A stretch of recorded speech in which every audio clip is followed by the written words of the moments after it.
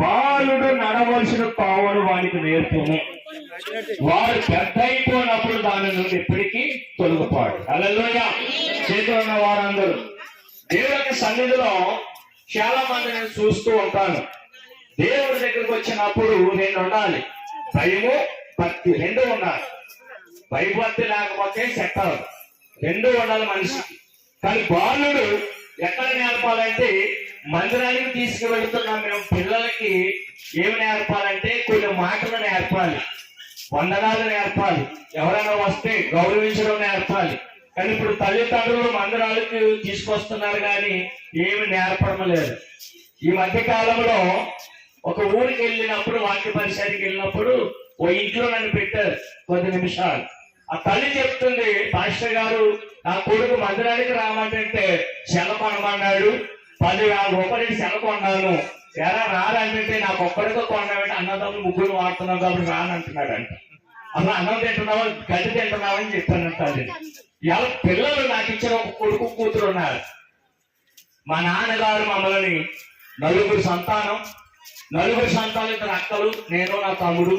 నేను చిన్నప్పటి నుంచి చాలా అల్లారి ముద్దుగా చనిపోయి బతికాననేసి ఆ కొడుకులు అందరూ పుట్టి చచ్చిపోతుంటే నేను బతికానని చాలా అల్లారి ముద్దుగా పెంచారు. పెంచిన ఈ అల్లరి ఏమైపోయిందంటే చాలా గారము, ఎక్కువ పాపానికి చోటొచ్చింది. తాగుడికి లోకానికి బానిస అయిపోయి ఇష్టాసారంగా జీవిస్తున్నప్పుడు పెళ్లి చేస్తే సెట్ అయిపోతాడని చెప్పి ఒక అమ్మాయిని చూసి, ఆ అమ్మాయిని చూడడంలో కూడా మా మామగారు నన్ను చూడకుండా ఫోటో చూసి సెలెక్ట్ చేసేసాడు. హల్లెలూయా. చాలా బాగున్నాడు, అందంగా ఉన్నాడు అని. పెళ్లి అయిన తర్వాత తెలిసిన 13 సంవత్సరాలు. ఎలాగంటే మామూలు సుక్కలు కాదు. తర్వాత నేను మారు మనసు పొంది, నా భార్య ప్రార్థన వల్ల, నా కుటుంబం ప్రార్థన వల్ల మారు మనసు పొంది ఇక్కడ ఉపలగొద్దం మున్పల్ కోడిగట్లో సాది నారాయణ దగ్గర బైక్ యాక్సిడెంట్ అయినప్పుడు 72 గంటలు శవాల గదిలో పడేశారు. ఇంకా బతకడని చెప్పారు. 7 నెలలు అన్నం లేదు. ఈ రోజున ఎటువంటి చదువు లేకుండా ఒక ఉన్నతంగా అనేక జిల్లాలలో రాష్ట్రాల్లో ప్రభు వాడుకుంటున్నాడు. ఎవరి ప్రార్థన? కట్టుకున్న భార్య, కన్న తల్లి ప్రార్థన. బైబిల్ చెప్తుంది చూడండి, మొదటి సమూయేలు 2:26లో బాలుడని సమూయేలు అంట ఎదుగుతూ వదిలాడంట. ఎక్కడ ఎదగాలి? చిన్నపిల్లలని కాలం పక్కన ఉన్న చెట్టుని చూడండి, వర్షాకాలము శీతాకాలము కాదు, నేసాకాలం కూడా ఎప్పుడు ఎలా ఉంటుంది? అది పచ్చగా ఉంటుంది. ఎందుకంటే దానిని వేరులు భూమిలో నాటబడ్డాయి కనుక కాలంలో నీళ్ళు లేకుండా ఉప్పలు లేకుండా చెట్టు ఏం చేస్తుంది? ఫలిస్తూ ఉంటుంది.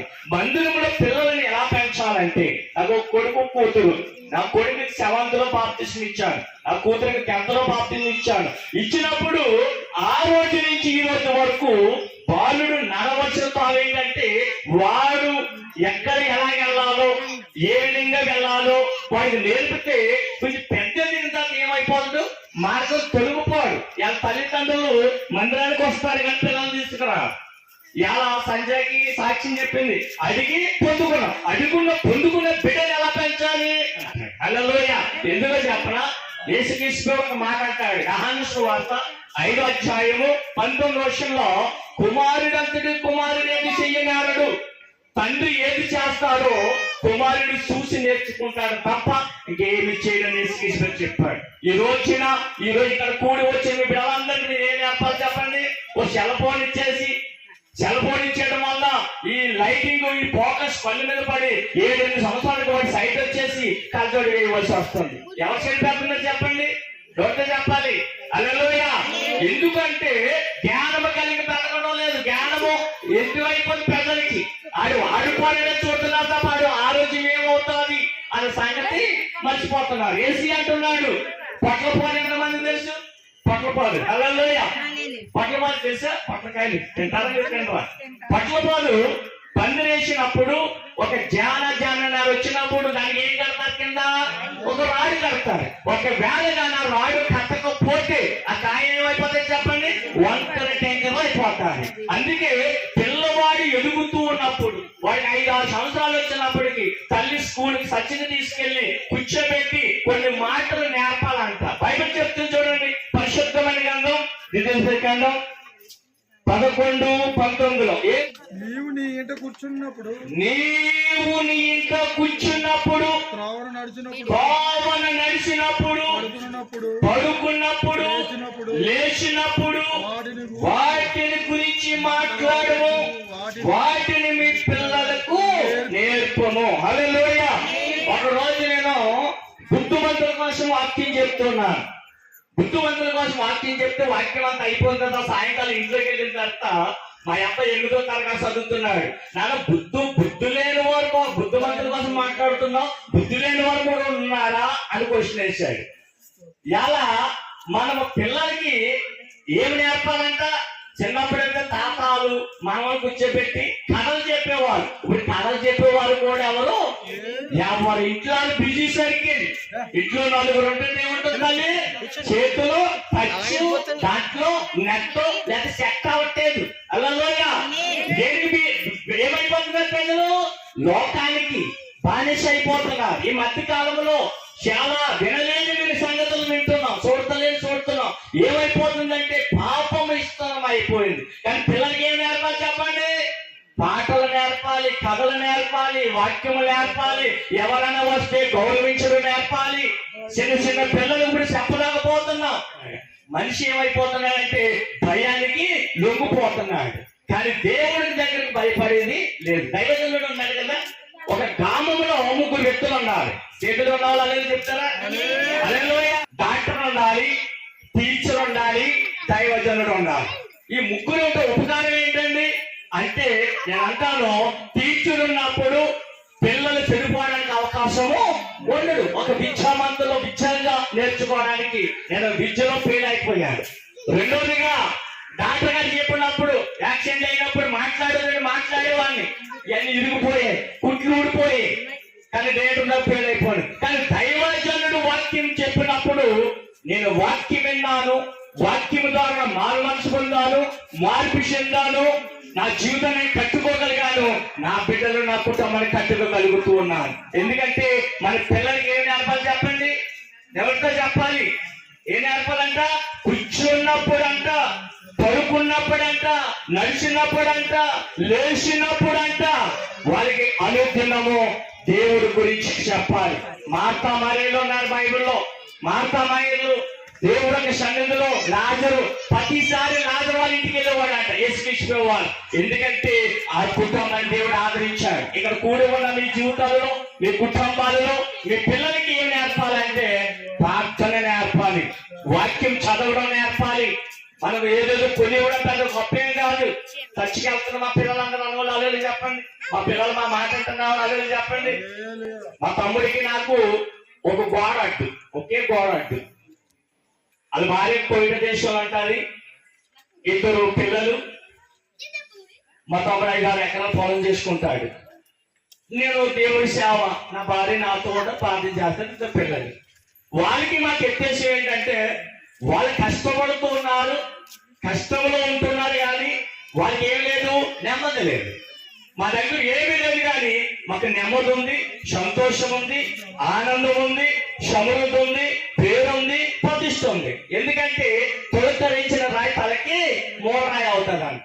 ఈ రోజున మనము, నేను అనుకుంటూ ఉంటాను, మా పిల్లలు అంటూ ఉంటారు, నాన్న ఎందుకు మనల్ని ఎంతగా అందరూ నిశ్చయంగా చూస్తున్నారు?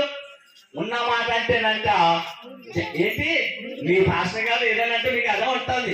మీరు ఇక్కడ ఆయన ఏదైనా అంటే తిరగేస్తున్నారు. అది మీకు ఏమి లేదంటే దైవే లేదు, దైవజనుడి రెస్పెక్టే లేదు, దైవజనుడి గౌరవమే లేదు, దైవజనుడి విలువే లేదు. కానీ బైబిల్ చెప్తుంది యెషయా గ్రంథం 44:26లో నేను నా సేవకుడు మాట రూఢిపరుస్తాను అంటున్నాడు. దేవుడు సేవకుడు ఎటువంటి వాడైనా, జ్ఞానమున్నా జ్ఞానం లేకపోయినా, తెలుగు లేకపోయినా, ఇచ్చి లేకపోయినా దేవుడు దాసుడు అతను మీరేం చేయాలో తెలుసా? చేర్చుకున్నప్పుడు నిజమే మాట కూడా వినాలి, గౌరవించాలి, రెస్పెక్ట్ ఇవ్వాలి. ఆయన వయసులో సగం వయసు నాకు లేదు, ఆయన అనుభవంలో నాకు కొంత అనుభవం లేదు. కానీ ఏమంటున్నాడు? ఆయన అభిషేకం కలిగిన దైవజనుడు ప్రవర్తన ఎందుకంటున్నాడంటే దేవుడు ఎన్నుకున్నాడు కనుక, ఏర్పరచుకున్నాడు కనుక తాను బుద్ధి కనుక గౌరవిస్తున్నారు. మీరు పాటలు పాడుతున్నారు, నేను చూస్తున్నాను పాటలు పాడుతున్నారు, మీ దగ్గర ఏమి లేదంటే భయము లేదు. భయం ఉన్నట్టు నటిస్తున్నారు అంతే. అమ్మ బ్యాంక్ అకౌంట్ నుండి చేతులు ఎత్తండి. మీ డబ్బైనా మీ ధనమైనా ఇద్దరు వెళ్ళి సంతకం పెడితేనే మీ డబ్బు మీకు ఇస్తాడు, లేకపోతే ఎవరు. అలాగే బైబిల్లో 66 పుస్తకాలలో నిన్ను వారే నీ పొరుగు వారిని మందిరానికి వెళ్తాం. ఇప్పుడు సంజయ్ కొడుకున్నాడు కదా, కొడుకున్నాడు. ఈ రోజు గలాతీ రాసిన పత్రిక 6:7 అంటాడు, మనుషుడు వేది విత్తుతాడో అదే పంట పోస్తాడు. మా నాన్నగారు మమ్మల్ని కని పెంచి మా తమ్ముడికి నాకు చెక్కు 2 కొంచెాలు పొలము ఇచ్చి ఇద్దరికి రాసేసి ఇచ్చేసాడు కాదని చెప్పేసి మనం ఆయనకి ఏం చేయాలి? గింటేయాలా, ఇంట్లో తోసేయాలా, చెప్పాలి చెప్పాలి. 50 రూపాయల పనికి వెళ్తే టిఫిన్ కావాలని తట్టికని టిఫిన్ వస్తే ఆ ఉపాధి పనులు ఉన్న 100 మంది నా ఉంటే అలాగే వస్తున్నాడు. పాస్టర్ గారు ఎలా వస్తున్నాడు ఏంటి?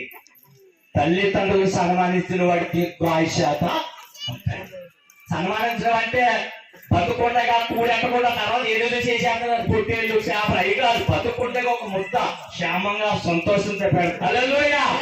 చూడాలి, ఏది విత్తుతామో మీ అత్తగారు తిడతాది. తినగా పెద్ద కొడుకునిచ్చింది, పెళ్లి చేసింది, పెద్ద చేసింది, సన్ని చూడాలి. అత్తగారు వెళ్ళినప్పుడు మరి అమ్మ అది స్వభావం నీకు కొడితే నువ్వు ఒక రోజు ఏమవుతావు, అత్తగారు అవుతావు. నీకెవరు వస్తారు? కోడలు వస్తారు. ఇక చాలా మంది ఉన్నారు అత్త కోడలు పాలేను. హల్లెలూయా. ప్రభు మాట్లాడమని ప్రతిదీ మాట్లాడతాను. నేను 3 మాటలు చెప్పాను. ఒకటి, గర్భంలో ఎవరిచ్చాడు? దేవుడిచ్చాడు. ఆ బిడ్డను ఎవరి కోసం పెంచాలి? దేవుడి కోసం పెంచాలి. స్వామి దేవుడి మందిరం ఎదుగుతూ వెళ్ళాడంట. పోయినాక మనుషుని దయ దేవుడి దయ వెళ్ళాడంట.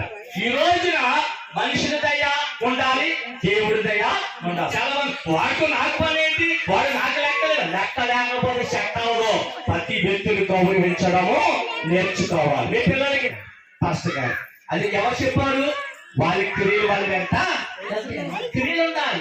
ఈ రోజున సంజాల కొడుకుని పుట్టినరోజు నిజమే చేయడం గొప్పే కాదు, కానీ ఆ బిడ్డను పెంచి దేవుడి కోసం పెంచితే ఇంకా గొప్ప. హల్లెలూయా. ఆ పుట్టినరోజు వాడికి ఏం తెలుస్తుంది మాటలో, కానీ వాడు ద్వారాగా ఏదో ఒక సందేశం మనకు దేవుడు అందిస్తున్నాడు. మన పిల్లల్ని ఎలా పెంచాలి, మన కుటుంబాన్ని ఎలా పోషించుకోవాలి, మన పిల్లలకి ఏమి నేర్పాలి, ఏమి నేర్పకూడదు. గట్టిగా హల్లెలూయా అని చెప్పండి ఒకసారి. 3 మాటలు చెప్పాను, చెప్తారా ఎవరైనా? 7 మాటలు చెప్పాను. ఏం చెప్పాను చెప్పండి. విన్నారు నిజమే, మీరు విన్నాన్ని గ్రహించారో లేదో తెలియదు కదా. నేను టీచర్ అనుకో 10 నిమిషాలు పోస్ట్ లో ఏముండేది, మనకి లెటర్ వచ్చేది. మన పోస్ట్ మాస్టర్ గారి దగ్గర ఉన్నారు, లెటర్ ఉండేది. పోస్ట్ మాస్టర్ వస్తే ఎదురు చుట్టూవారు ప్రజలు అప్పుడు ఆనందించేవారు. మేము మహారాష్ట్రలో పనిచేశాను. డాక్టర్ పేరు అంబేద్కర్ జిల్లా రత్నగిరి జిల్లాలో 5 సంవత్సరాలు పనిచేశాను నేను. ఆ జిల్లాలో వర్క్ చేసినప్పుడు పోస్ట్ మ్యాన్ గారు పరిగెత్తుకెళ్ళి, సార్ మాకు లెటర్ వచ్చిందంటే ఇస్తే ఆనందపడిపోయి రావాలంటే ఎలా కూడా చేసేవాళ్ళు. ఆ లెటరు అటువంటి ఏమైపోయింది, ఇప్పుడు పదవి అయిపోయింది, శవమూల వచ్చేసింది. దీనికి దేనికి ఉపయోగిస్తున్నారు చెప్పండి? ల్యాండ్ ఫోన్ ఎంతమందికి తెలుసు? ల్యాండ్ ఫోన్లు. హల్లెలూయా. ల్యాండ్ ఫోన్ తెలిసింది అందరికీ. ల్యాండ్ ఫోన్ ఉన్నప్పుడు ఒకటే కలెక్షన్ ఉండేది, గొడవలు వచ్చేవి కాదు, న్యూసెన్స్ లేదు, గొడవ ఏ ప్రాబ్లం లేదు. ఈ సెల్ ఫోన్ రావడం, కలెక్షన్ ఎక్కువైపోవడం వల్ల పిల్లల్ని చంపేస్తున్నారు, భర్తను చంపేస్తున్నారు. రకరకమైన పాపము. మంచే సెల్, కానీ మంచికి ఉపయోగించడం లేదు.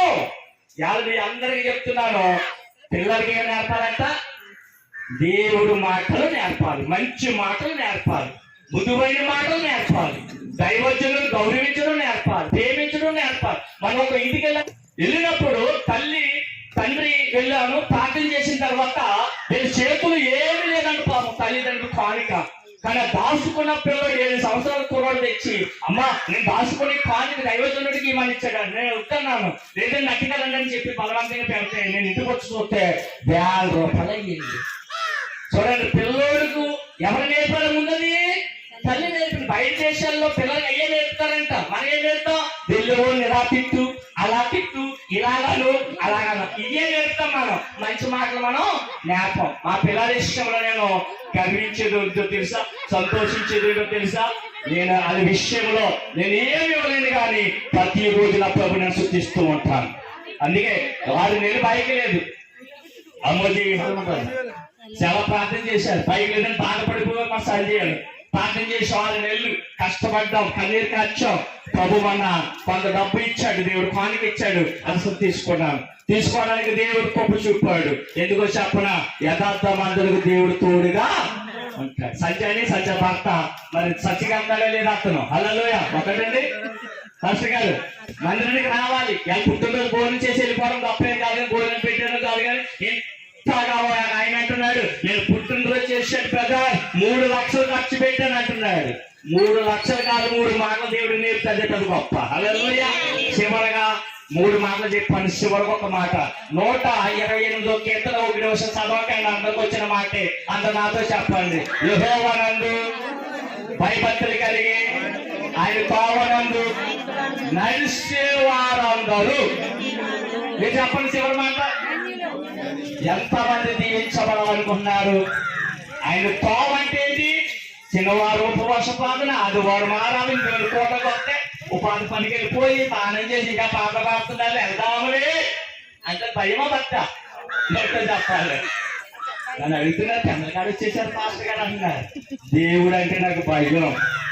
చావుకు నిన్న రక్షపడిస్తారు మమ్మల్ని, అందుకే దేవుడు దీవిస్తారు.